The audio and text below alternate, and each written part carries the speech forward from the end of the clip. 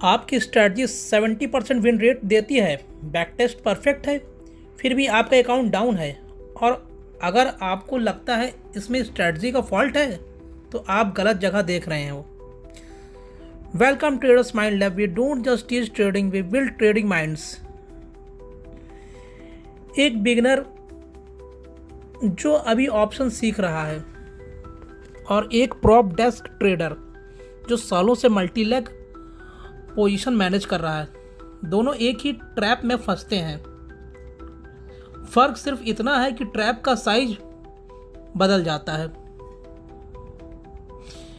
Beginner अपना पहला stop loss break करता है, बस थोड़ा और वेट करता हूँ बोल के, और प्रो ट्रेडर अपनी गामा रिस्क पोजीशन को एक्सपायरी के पास अभी रोल कर लूँगा, मार्केट पलट जाएगा बोल के होल्ड करता है।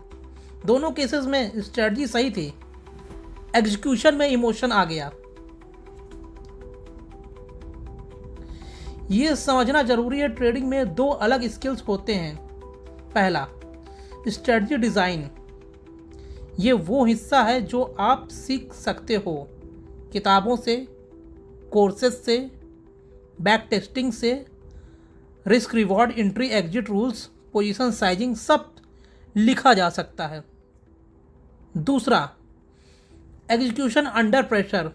ये वो हिस्सा है जो सिर्फ रियल कैपिटल की रियल रिस्क में टेस्ट होता है। जब आपका पैसा लाइन पे हो तब दिमाग अलग तरीके से काम करता है। प्रॉप डेस्क में भी यही देखा जाता है। नए ट्रेडर्स जो प्रॉपर पे ब्रिलियंट स्ट्रेटजी बनाते हैं, लाइव कैपिटल पे वही रूल्स फॉलो नहीं कर पाते। क्यों? क्योंकि जब लॉस रियल होता है, ब्रेन एक सर्वाइवल मोड में चला जाता है जहां लॉजिक से ज़्यादा इमोशन ड्राइव करता है। तीनों लेवल का अपना ट्रैप अलग अलग। बिगिनर लेवल, फियर और ग्रिड सीधा होते हैं। स्टॉप लॉस हिट होने से पहले ही एग्जिट कर देना फियर, या प्रॉफिट टारगेट आने के बाद भी और मिलेगा सोच के होल्ड करना ग्रिड। नेक्स्ट, इंटरमीडिएट लेवल, यहाँ ट्रैप ज़्यादा सबस्टल होते हैं।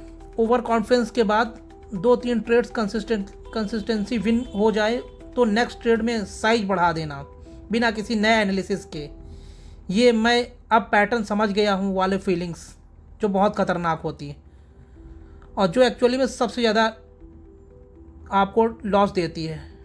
एडवांस प्रो डेस्क लेवल पे यहाँ ट्रैप है। कॉम्प्लेक्स पोजीशन को सिंप्लीफाई करने से डरना। जब मल्टी लेग स्ट्रक्चर में एक लेग प्रॉब्लमेटिक हो जाए तो पूरी पोजीशन को ठीक टाइम पे एडजस्ट करने के बजाय अभी थोड़ा और देख लेते हैं बोल के डिसीजन डिले करना, ये संक कॉस्ट फैल्सी है। बस उसको कॉम्प्लेक्स ग्रीक्स की लैंग्वेज में रेशनलाइज कर दिया जाता है। अब असली बात, इस प्रॉब्लम का सॉल्यूशन ज़्यादा डिसिप्लिन रखो नहीं। क्यों? क्योंकि डिसिप्लिन एक लिमिटेड रिसोर्स है और जब वोलेटाइल हो जाता है वो सबसे पहले डिसिप्लिन को ख़त्म करता है। असली फिक्स करना है जो आपको डिसीजन को पहले से लॉक करना, जब इमोशन इन्वॉल्व ना हो। पहले से अपने इमोशंस को साइड में रखिए और अपने रूल्स को लिख के रखिए कि ये हमें करना है।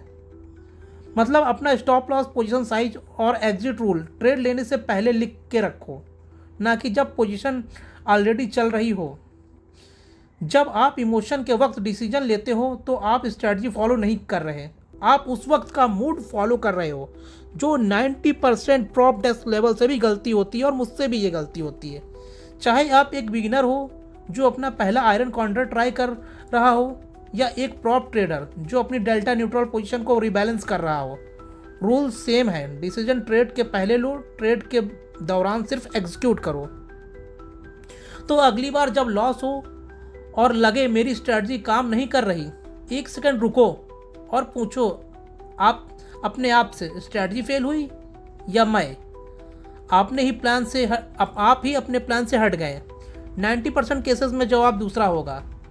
अगर आपको अपनी ट्रेडिंग साइकोलॉजी पे काम करना है, सिस्टमेटिकली इस चैनल पे रहिए, क्योंकि हम यही करते हैं। डाटा, स्ट्रेटजी और माइंडसेट तीनों एक साथ आपको देखने को यहाँ मिलेगा।